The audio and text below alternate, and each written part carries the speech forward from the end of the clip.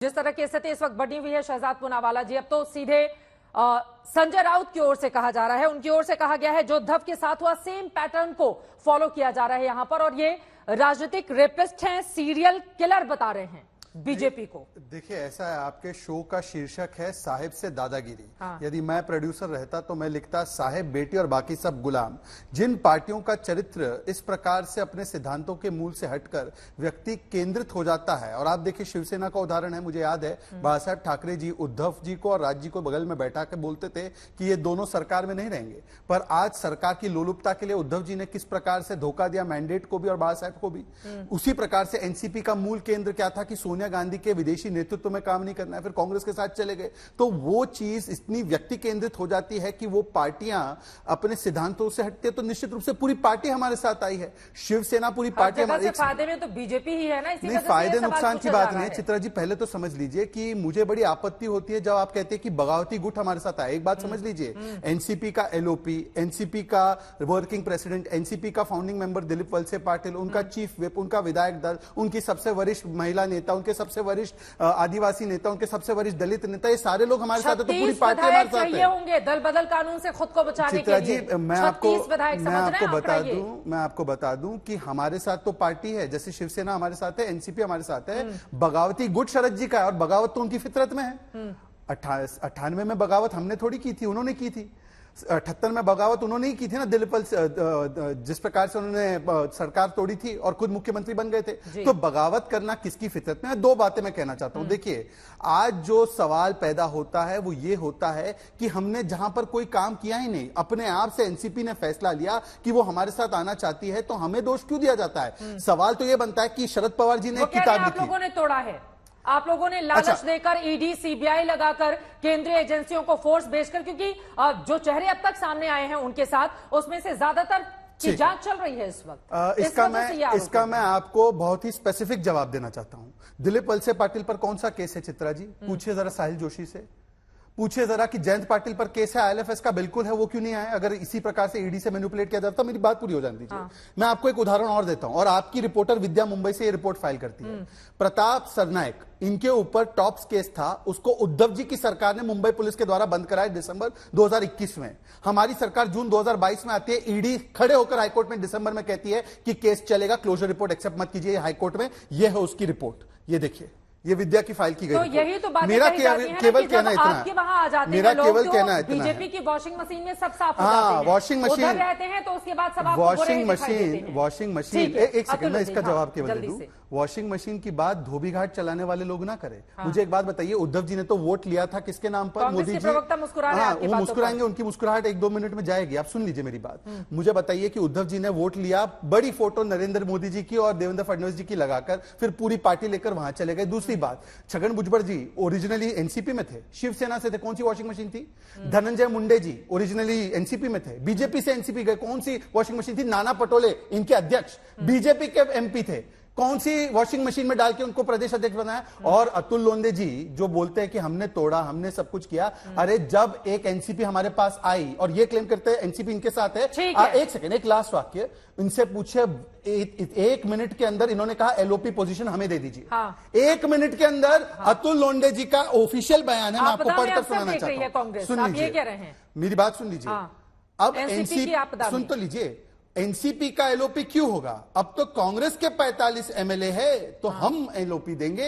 ये है बयान, देख लीजिए किसका बयान है। ठीक है, अतुल लोंडे जी का। आप हमें खामखा दोष देती हैं। खामखा बीजेपी को क्यों दोष देना जब खुद ही बैठे हुए हैं एनसीपी की आपदा में अवसर पाने के लिए? चित्रा जी, मैं एक कहानी आपको बताता हूँ। एक बहुत ही होनहार मेहनती लड़का, एकदम गरीब घर से आया हुआ, जिसका कोई परिवार से संबंध नहीं है, एक साल में 1600% तक का मुनाफा वो 15 और 16 ये साल में कमा लेता है। फिर वो इतनी मेहनत करता है, क्रिकेट में कभी खेलता नहीं, फिर वो जाकर बीसीसीआई का सेक्रेटरी बन जाता है। उसके लिए बीसीसीआई का कॉन्स्टिट्यूशन चेंज किया जाता है। उसको, वो गरीब लड़का जो है, उसका नाम है जयेश अमित शाह, हमारे कोल्हापुर का नाती। फिर उन्होंने परिवारवाद की बात की, अजीत दादा पवार को लिया। अजीत दादा पवार कौन है?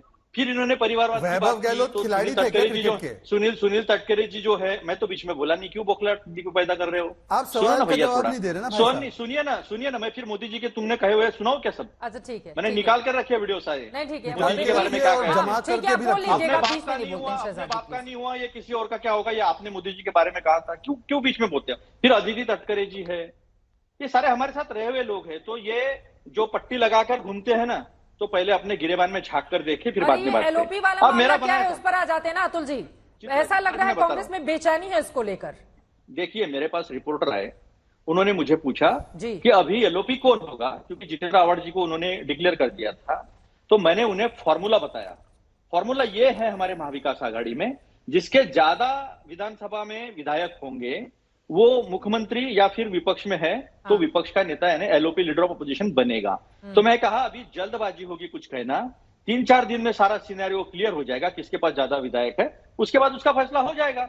और यही बात जो दोहराई है कल पवार साहब ने कहा, जिसकी ज्यादा संख्या होगी उसका एलओपी होगा। शरद पवार और अजित पवार गुट में बगावत होने और अलग अलग गुट बनने के बाद कांग्रेस पार्टी एलओपी के लिए खुद को आगे कर रही है। आपके बयान से तो यही जाहिर होता है। मैंने फॉर्मूला दिया। आज हमारी विधायक दलों की मीटिंग हुई, विधायक दल के मीटिंग में भी इस बारे में कोई चर्चा नहीं हुई। वहां यही हुआ कि 2-3 दिन हो जाने दो, कल 5 तारीख को दोनों गुट की जो बैठक है वो बैठकों के बाद चित्र स्पष्ट होगा। उसके बाद हम लोग खुद पवार साहब से मिले और पवार साहब के सामने भी ये चर्चा नहीं हुई, क्योंकि ये बात एकदम साफ है। ठीक है, फॉर्मूला है। हाँ। नहीं तो मुझे बता दीजिए कि ऐसा होता है क्या? जो फार्मूला है वो फार्मूला बता दिया। शहजाद भाई अपने हिसाब से बातें बताते हैं। हाँ। तो अपने हिसाब से परिवारवाद नहीं बताते हैं। अनुराग ठाकुर से लेके देवेंद्र फडणवीस तक, पीयूष गोयल तक, सारा तो परिवार ही परिवार है। ठीक है, सब जगह परिवार ही परिवार है। परिवारवाद पर नहीं रहते हुए भी अभी एनसीपी को लेकर है ना कि ज्यादा ताकत, ज्यादा पावर किसके पास है, किस पवार पर है। चित्रा जी, जल्दी से उनके आरोपों पर जल्दी से। चित्रा जी देखिए, ऐसा है चित्रा जी, यदि आप मुझे बोल रही हैं जिसके पास पावर है वो तो लोग बताएंगे ना, जिसके साथ लोग है उसके साथ पावर है। चुनाव तो कर ले पहले। इनकी हिम्मत नहीं हो रही है बीएमसी का चुनाव करने की, ना नागपुर म्युनिसिपल कॉर्पोरेशन का, ना पुणे का। पहले एक बार चुनाव तो करें। 1.5 साल से ज्यादा समय हो गया है। वो चुनौती दे रहे हैं आपको कि चुनाव कराकर फैसला हो जाने दें। ठीक है सर, सुप्रीम कोर्ट में पेश नहीं होते हैं। ओके। और ये डर के मारे अब देखिए चित्रा जी, आप थोड़ा सा अन्याय कर रही है, ठीक है। जो डर रहा है, जिसको पता चित्रा है जी कि लंबा जनता होता जा रहा है हमारे साथ भाषण। नहीं है, इसलिए सब कर रहे हैं। ठीक है पाटिल तुम्हारा साहब, भाषण सबसे ज्यादा लंबा हुआ, जरा देख लो। ठीक है सर, ठीक है, जल्दी से आप जवाब दीजिए। 3 और लोग इंतजार। देखिए चित्रा जी, सबसे पहले ये फॉर्मूला नहीं, इन्होंने नियत बता दी। उनका ऑफिशियल स्टेटमेंट एएनआई पे कोटेड है। देखिए चित्रा जी, बीच में हस्तक्षेप होगा तो फिर और डिले होगा। मैं अपनी बात फिर से शुरू करूंगा। पाटिल जी प्लीज, एक एक करके अपनी बारी में बहुत परेशान नहीं होते हैं, मैं हूं उनको, आप बोले। मैं आपको कोटेड स्टेटमेंट एएनआई से ट्वीट किया हुआ और जो आपके चैनल पर भी चला है। कांग्रेस के पास 45 एमएलए है। अजीत पवार जी ने कहा कि उनके पास 40 है, मतलब एनसीपी के पास केवल 13 बचे। इन्होंने पुष्टि कर दी है कि आज एनसीपी शरद पवार फैक्शन जो है वो बागी गुट है और हम लोग असली एनसीपी है, ये उन्होंने साबित किया है। प्लीज चित्रा जी, ये जनता को नहीं समझ में आता। आप कृपया करके अपने पीसीआर से रिक्वेस्ट कीजिए। मेरी बात 30 सेकंड में समाप्त हो जाए। अतुल जी उनकी बात हो जाने दीजिए। अतुल पाटिल जी उनकी बात हो जाए, उसके बाद आप बोलिएगा। आप बोलिएगा, दोनों लोग साथ में बोलेंगे सर, आवाज नहीं आएगी। चित्रा जी आपको हस्तक्षेप करना पड़ेगा। ठीक है, वो कह रहे हैं उनका मैं आपके चैनल को आप देखिए please please please. Chitra ji, यदि देखिए मुझे आप 30 सेकंड दे दीजिए बिना हस्तक्षेप के। नहीं, बार बार आपका चैनल अलाउ कर रहा है इस प्रकार के ड्यूअल टॉक को, फिर वो जनता के पास नहीं पहुंच। कोई बात नहीं सर, डिबेट है इसलिए थोड़ा सा बीच में बोलना बैड मैनर्स भी। ठीक है, ओके। चलिए मैं अपनी बात अतुल पाटिल जी प्लीज बोलिए। अब देखिए 5 मिनट इसी में हो गए। मैंने जो स्टेटमेंट दिया है, यदि एएनआई ने गलत डाला है और आपके चैनल पर गलत चला है तो वो उसको क्लैरिफाई कर दे। दूसरी बात, ये नाना पटोले और बाला साहब थोरात ने भी बोले बट छोड़ देते। इन्होंने अभी बीएमसी की चुनाव की चुनौती दी। चित्रा जी 30 सेकंड दे दीजिए।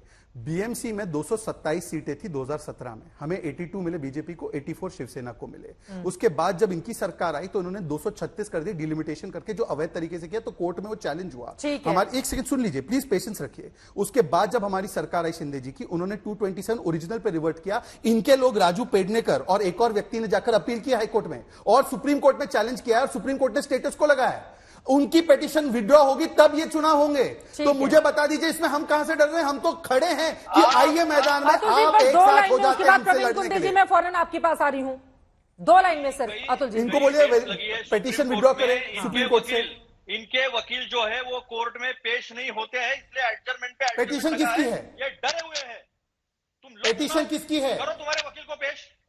ठीक है सर, ठीक है सर, वापस आ जाते हैं। अभी एनसीपी पर ही रहते हैं, अभी एनसीपी पर ही रहते हैं। ठीक है, दोनों तरफ से दो अलग अलग दावे किए जा रहे हैं। केवल एक वाक्य, पेटिशन शिवसेना उद्धव फैक्शन की लगी है, जिसकी वजह से स्टेटस को लगा हुआ है। ये क्लैरिफाई होना चाहिए। देवदत्त कामत जाकर अपेयर करते हैं, कांग्रेस के नेता है। ठीक है, हमारे साथ एनसीपी और उद्धव गुट के भी लोग बने हुए हैं। अब सीधे उन लोगों का रुख कर लेते हैं। प्रवीण कुंदे जी, सीधे आपके पास आते हुए, अब शरद पवार जी के लिए चुनौतियां तो बहुत बढ़ गई हैं। प्रफुल्ल पटेल ने आज आकर फिर दावा कर दिया है कि 40 विधायकों का समर्थन अजित पवार के साथ है। ऐसे में कल की बैठक से क्या निष्कर्ष निकलेगा? देखिए, सबसे पहले मैं पूनावाला जी की बात को जवाब देना चाहूंगा। मैं उनकी बहुत समय से उनकी नैतिकता के बारे में बात सुन रहा था। जिन भारतीय जनता पार्टी के नेताओं ने लगातार, चाहे देश के प्रधानमंत्री हो, देश के गृह मंत्री हो या महाराष्ट्र के गृह मंत्री हो, तमाम भारतीय जनता पार्टी के नेताओं ने एनसीपी के नेताओं पर लगा भ्रष्ट नेता होने का आरोप लगाया। रिसेंटली आप भोपाल में माननीय प्रधानमंत्री जी के भाषण को सुनने का काम करेंगे, उन्होंने 70,000 करोड़ की सिंचाई के भ्रष्टाचार की बात करी थी। ठीक उसके दिन के बाद जिन नेताओं को लेकर इस आरोप लगाए गए थे, उन्हीं को मंत्रिमंडल में शामिल कराकर डिप्टी सीएम बनाया गया। यहाँ यही नहीं, जिन नेताओं को पिछले 2.5 साल तक ईडी के मामले में लेकर जेल में रहना पड़ा, जिन नेताओं पर पिछले 4 महीने में लगातार ईडी के रेड गिरने का काम हो रहा है, उन तमाम लोगों को बाइज्जत सम्मान के साथ कैबिनेट में शामिल कराकर भारतीय जनता पार्टी ने अपना असली चेहरा बताने का काम किया है। मैं चाहता हूं कि भारतीय जनता पार्टी के नेता और पूनावाला जैसे प्रवक्ता नैतिकता का पाठ न पढ़ाए तो बहुत बेहतर होगा। और ठीक जहां दूसरी बात थी, परंपरा की बात थी, मैं अतुल लोंढे जी की बात से पूरी तरह से सहमत हूं कि भारतीय जनता पार्टी के नेताओं को अपने तमाम विरासत के नेताओं के बेटों के बापों के, उनके पिताओं के राजनीतिक अपने अनुभव, राजनीतिक विरासत को अगर आप अभ्यास करने का काम करेंगे, ठीक है, तो ठीक भारतीय जनता पार्टी में भी वंश परंपरा की राजनीति बहुत पर और परिवारवाद पर बात कर लेंगे। बताइए, एनसीपी शरद पवार गुट की बचेगी कैसे? अभी तो सवाल वो है ना सर। जहां तक एनसीपी का मामला है, मैं दावे से कहता हूं, अभी तक 53 विधायकों में से 9 विधायकों को मंत्री बनाने का काम भारतीय जनता पार्टी की सरकार ने किया है जी। 9 विधायकों माइनस करने के बाद में हम लोगों के पास में 40 से ऊपर विधायकों का समर्थन हमारा पास आज भी है। और कल की विधायक दल की बैठक कल हम लोगों की 1 बजे यशवंतराव चव्हाण प्रतिष्ठान के मीटिंग में हम लोगों के पास में कितने विधायकों का समर्थन है और तमाम पार्टी का कैडर हम लोगों के साथ कितना हम लोगों के साथ है। तो वो प्रफुल्ल पटेल जो दावा कर रहे हैं, उनके दावे में दम नहीं दिखता है आपको? बिल्कुल नहीं। जो विद्रोही गुट हम लोगों का पार्टी का, उनके पास फिलहाल 9 से 10 विधायकों के से ज्यादा उनके पास समर्थन नहीं है। 9 विधायक 53 से माइनस कर लीजिए, बचे हुए तमाम विधायक हम लोगों के साथ थे। और शपथ ग्रहण समारोह में माननीय अजीत दादा के साथ जितने भी विधायक थे, लगभग आधे से ज्यादा विधायक फिर से आदरणीय पवार साहब के साथ में कल कराड़ के दौरे में लौट आए।